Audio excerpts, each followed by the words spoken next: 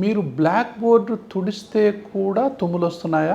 టీచర్లలో చాలామంది black board మీద రాసిన తర్వాత ఇలా తుడిచిన తర్వాత కొంతమందికి విపరీతమైన తుమ్ములు వస్తాయి. వీళ్లకు విపరీతంగా దగ్గుతూ ఉంటారు. కొంతమంది టీచర్స్ వచ్చి చెప్తూ ఉంటారు, సార్ నేను టీచింగ్ ప్రొఫెషన్లో ఉన్నాను, బ్లాక్ బోర్డు మీద రాయక తప్పదు. ఇలా రాసినప్పుడు దాన్ని తుడిచినప్పుడు నా నరకం ఇంకా నేను ఎక్స్ప్రెస్ చేయలేను. పిల్లల ముందు ఇబ్బంది పడుతున్నాం. దగ్గి ఒక్కోసారి విపరీతంగా హెడేక్ కూడా వస్తుంది. సో అసలు ఏం చేయాలో అర్థం కాదు. రాయక తప్పదు, తుడవక తప్పదు. తుడిస్తే నాకు ఇది పడదు. ఒక్కోసారి చాలామంది పిల్లలతోనే తుడిపిస్తూ ఉంటారు, కానీ ఎంతకాలం అట్లా?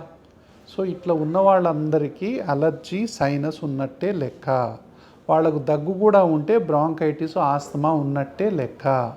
వాళ్ళకు గనక సరి అయినటువంటి పరీక్షలు చేసి సరిగ్గా డయాగ్నోజ్ చేసి సరి అయినటువంటి ట్రీట్మెంట్ ఇచ్చినట్లయితే వాళ్ళు ఎన్ని రాసినా ఎంత రాసినా ఏం చేసినా ఏమీ కాని పరిస్థితిని ఇప్పుడు ఉంది.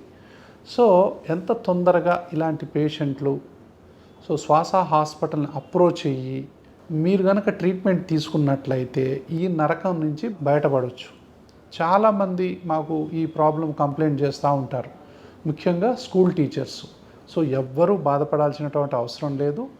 అంటే ఏదో ఒకటి పడదు. కొంతమందికి చాక్ పీస్ పడదు, దీన్ని చాక్ ఆస్తమా అంటాం. సో చాక్ పీస్ పౌడర్ అంత అలర్జీ ఇంకోటి ఉండదు.